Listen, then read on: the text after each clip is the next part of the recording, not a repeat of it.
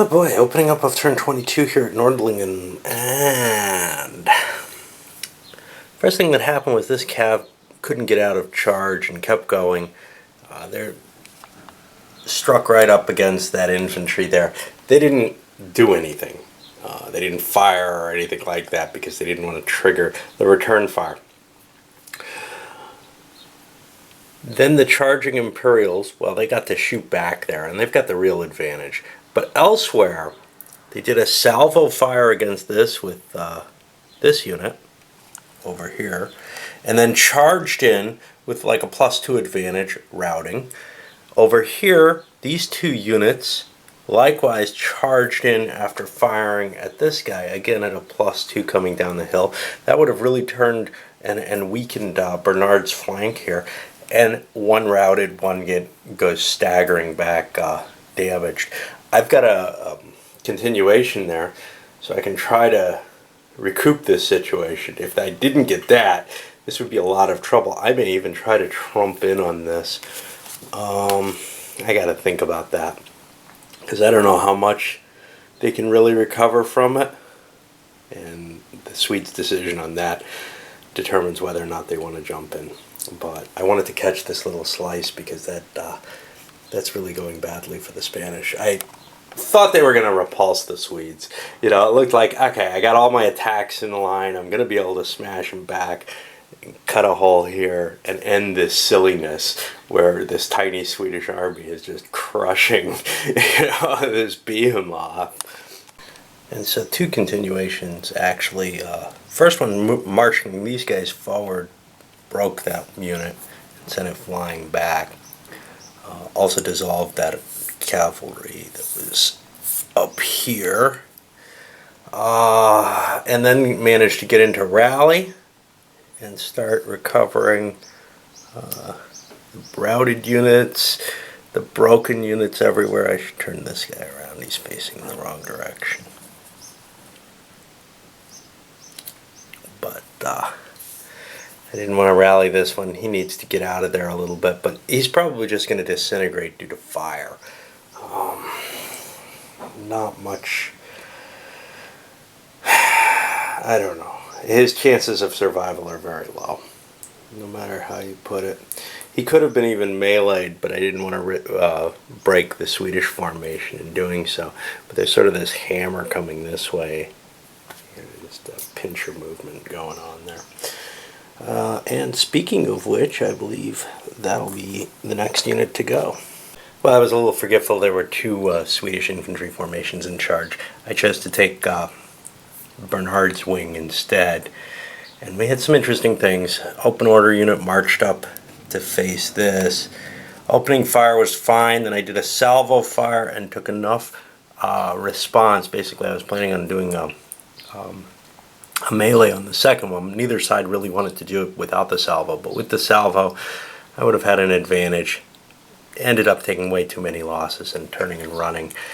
Bernard's rallying, the unity's on as well. But this guy did a full-on charge, momentum charge, just ran into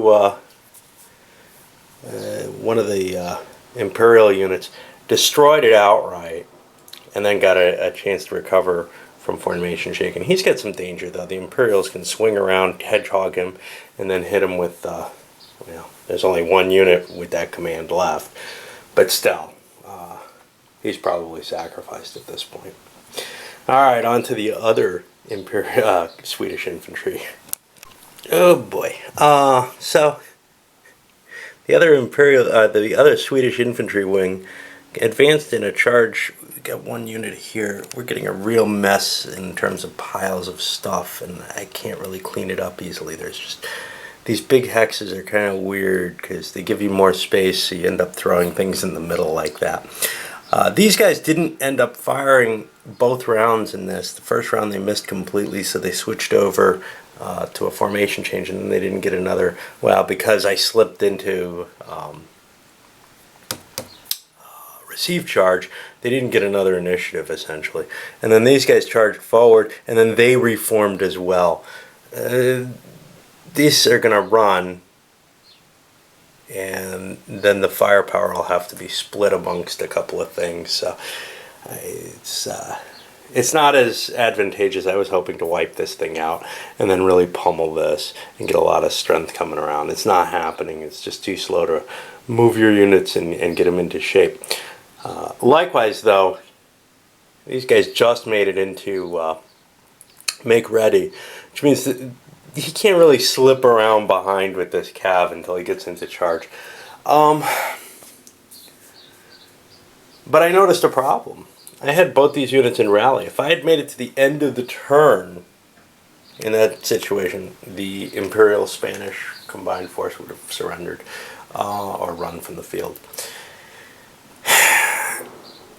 Really, I shouldn't have thrown this into rally, but there's no way for me to recover that, and I just don't know what to do in this kind of circumstance. Some games I've allowed to continue when I make a mistake like that. I'm just usually not able to think well enough to keep my units from all ending up in rally at some point or another. Anyway, I'm safe in this one, and we'll see if we can get those Imperial troops to at least take out this one Swede. Alright, opening up on turn 23, this little cav wing down here sent one unit over. They're still in charge, so they're stuck here. Fired the rest of their pistols in. Sent one unit over to harass this routed unit. They weren't able to destroy it with fire, and don't really want to charge it because, to tell you the truth, this command has enough trouble that guy's probably just going to route off the map, and I'll just let him go. Then over here, Duke Charles throws himself into a charge formation, and now here's the cute little thing. Cav in the back throws it into Hedgehog, advancing fire, no response, and now they've got the advantage over there, and they should be able to break that. I love the integration of the different arms. The artillery, kind of weak in this period, but it does serve its purpose, and the cav infantry combination can be so powerful. So many times you don't have cav associated with the big infantry formations. It has its disadvantages to have it that way because you end up peeling your cav off there. You can't win the big cav battle, but it's just so great to be able to move a cav into place and then immediately move your infantry up to really start hosing the enemy. Plus that's integrated artillery in there, so that's going to start really causing some problems if it gets formation hits on that. Remember, this breaks as soon as it takes a formation hit. It gets a formation break, and then it starts taking extra casualties. So this is going to just dissolve so fast if I can't protect it, and I don't see any way to do so. I've thrown all the Swedish cav up here. Sort of this unbalanced battle where the cav's on, been focused on a different flank on each side. Swedes get the next couple activations. One just receive charge activation, rallying this, and using the wing or the army commander type dude. He's really a wing commander in this to upgrade the infantry under his command a little bit. But then the infantry itself they managed to make it into make ready, but only got one activation out of it. A lot of fire concentrated on this Hedgehog, a couple hits on that. That couldn't help itself. Other fire concentrated on this thing, coming up this way, sent that routing, which meant it didn't get to return fire. And now the Imperial situation is looking very, very weak. We've got the Swedes, I don't know if I mentioned this, these guys flipped themselves into make ready. They couldn't get to charge. There was actually an interception attempt by this Strozzi cav squadron here against this battalion. It didn't make the move. That would have been kind of impressive because this thing's really beaten up. It's scary to the cav if it moves forward because it can outfire the cav. The cav kind of wanted that momentum charge against it to try to destroy it, because that would leave this situation being a pure advantage. But up here, it looks like the Swedes are really doing a number on the hill still. For a while, it looked like the Imperials might rally. They're in a lot of trouble. If this unit gets forced into rally, it's over. And this thing's just demolished right now. He's got to stay in rally. Well, he doesn't have to. In fact, he'd like to move up probably to receive charge. It's slower to rally that way though, and in rally he can actually rally a couple of units by moving the leader from one to another and getting that leader bonus on 2 units. So he'll probably stay in rally this one round. It's just an ugly situation for the Catholics though. Well, I was a little mistaken. This unit was not routed, so most I could get was 1 rally. I couldn't get out of rally though. Moved up here, rallied this unit. Now here's the problem. Rallying this unit allowed fire from the Cav. They had a pistol left. They took it. They managed to shoot the leader. So even if I had slipped into receive charge, no chance of a continuation there. But I didn't, so it doesn't make much difference. That leader's just going to come back, and I'm going to end up putting him on top of this as it routes away. 1, 2, 3, 4.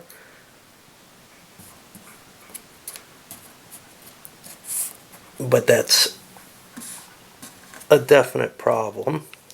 I'll put the die here to indicate that I switched my turn already, because I have to do some flipping and everything. But yeah, it does not look good for the Catholics and the Imperials at this point. They're facing a pretty tough challenge with this unit. Yes, they can just shoot at it for a while and it won't get to do anything back. The question was whether I wanted to rally this into formation broken. You know, he's helpless the way he is, so I'm going to take some shots at that to boot.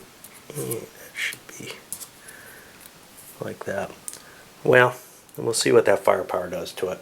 The end result to that, these guys salvo fired for a better chance of breaking it up. Oh, I hope that's not one of those special units. No, it's not. The Spanish tercios that are resistant to it.